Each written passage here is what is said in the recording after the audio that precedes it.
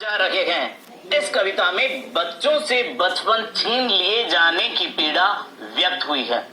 कवि ने उस सामाजिक आर्थिक विडंबना की ओर इशारा किया है जिसमें कुछ बच्चे खेल, शिक्षा और जीवन की उमंग से वंचित हैं। तो शुरुआत करते हैं कविता।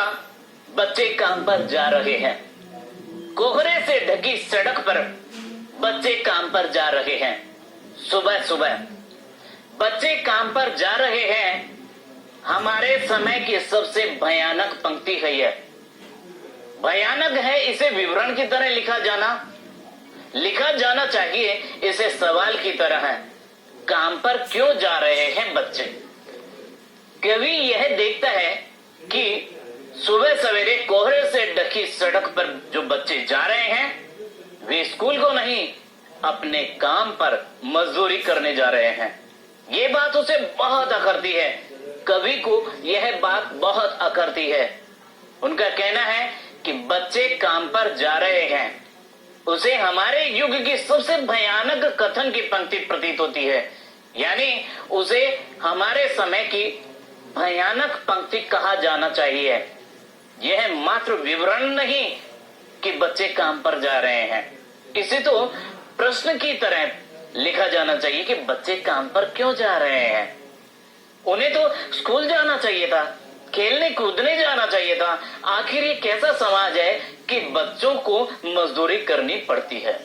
कवि के कहने का भाव है कि अच्छे भविष्य के निर्माण के लिए बच्चों का पढ़ना लिखना जरूरी है, पर यदि बच्चे इस उम्र में पढ़ने लिखने के स्थान पर काम पर जा रहे हों तो यह सूचित करता है कि उस समाज की और देश की वर्तमान दशा ही नहीं भविष्य भी ठीक नहीं। यही बात कवि को भयानक लगती है। कवि आगे कहते हैं, क्या अंतरिक्ष में गिर गई है सारी गेंदें? क्या दीमकों ने खा लिया है सारी रंग बिरंगी किताबों को? क्या काले पहाड़ के नीचे दब गए हैं सारे खिलौने? क्या किसी भूकंप में ढह गई है सारे मदरसों की इमारतें? क्या सारे मैदान, सारे बगीचे और घरों के आंगन खत्म हो गए हैं एकाएक? यहाँ मदरसा विद्यालय को कहा गया है।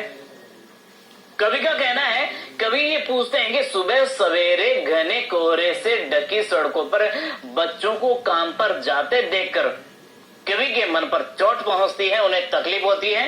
वे पूछते हैं कि आखिर बच्चे काम पर क्यों जा रहे हैं।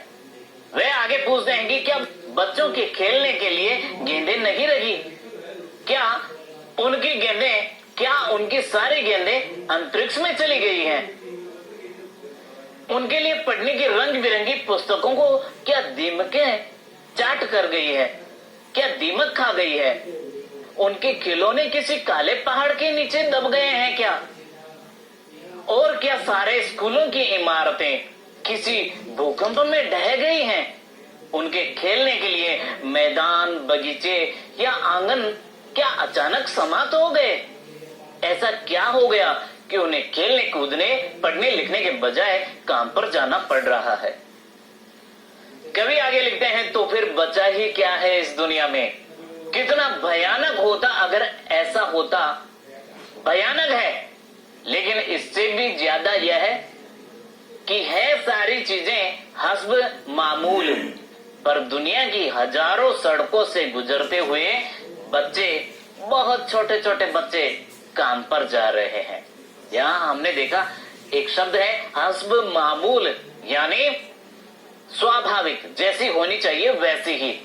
कवि का मानना है कि बच्चे यदि मजदूरी करने काम पर जा रहे हैं तो इसका अर्थ है कि दुनिया में खिलौने, पुस्तकें, पाठशालाएं, मैदान सब नष्ट हो चुके हैं। बच्चों के उपयोग की चीजें नहीं रही तो फिर दुनिया में बचा ही क्या है? यदि ऐसा हो जाता कि कुछ न बचता तो यह बड़ी भयानक बात होती, पर ये सारी चीजें ज्यों की त्यों हैं, हस्ब मामूल यानी ज्यों की त्यों हैं, लेकिन इन बच्चों के लिए नहीं है। यह और भी भयानक बात है। इन सब सुविधाओं के होते हुए भी बच्चों को हजारों सड़कों पर अनेक देशों में गरीब बच्चे काम पर जा रहे हैं। ये चिंतनीय समस्या है, विचारणीय समस्या है। कहना है कि यदि बच्चों के काम की चीजें, गेंदें, पुस्तकें, खिलौने, स्कूल मैदान आदि नष्ट हो गए तो दुनिया में कुछ नहीं बचा, क्योंकि इन्हीं से नई पीढ़ी भविष्य की तैयारी करती है, स्वस्थ नागरिकों का निर्माण होता है। पर ऐसा नहीं है। यदि दुनिया में बच्चों के काम की चीजें न होती तो भयानक बात होती, पर चीजें हैं।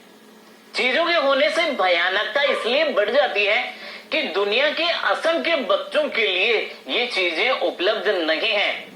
उन्हें बचपन में काम पर जाना पड़ता है, इसलिए चीजों के होने का उन्हें कोई लाभ नहीं। यह अधिक भयानक है कि बच्चों से उनका बचपन छीन लिया गया है। हम देखते हैं कि बच्चे अनेक जगहों पर काम करते हैं, सड़कों पर कूड़ा उठाते हुए, प्लास्टिक आदि चुनते हुए, कूड़े के ढेर पर काम की चीजें बीनते हुए, चौराहों, लाल बत्तियों पर कुछ बेचते हुए, गैराज में गाड़ियां साफ करते हुए, होटलों ढाबों में बर्तन साफ करते हुए, इस प्रकार के अनेक काम करते हुए बच्चों को देखा जा सकता है। ये वो बच्चे हैं जिनके माता पिता इतने समर्थ नहीं हैं कि उन्हें पढ़ा सकें, या जिनके माता पिता ही नहीं हैं, या माता पिता स्वस्थ नहीं हैं। ऐसे बच्चों को पढ़ने और खेलने के बजाय पेट के लिए रोटी कमाना जरूरी होता है। तो ये पीड़ा है, ये कष्ट है कवि राजेश जोशी जी का। और अंत में हम एग्जाम में आने वाले कुछ इंपॉर्टेंट क्वेश्चंस के बारे में बात करते हैं। पहला प्रश्न है, बच्चे काम पर जा रहे हैं, कविता का उद्देश्य लिखिए। अगला प्रश्न है, सुविधा और मनोरंजन के उपकरणों से बच्चे वंचित क्यों हैं? क्या वास्तव में सारे उपकरण मिट गए हैं? बच्चे काम पर जा रहे हैं, कविता के आधार पर लिखिए। अगला प्रश्न है, बच्चों का काम पर जाना कवि को अपने समय की सबसे भयानक पंक्ति क्यों लगी? अगला प्रश्न है, बच्चे काम पर जा रहे हैं, कविता समाज की किस समस्या की ओर ध्यान आकर्षित करती है?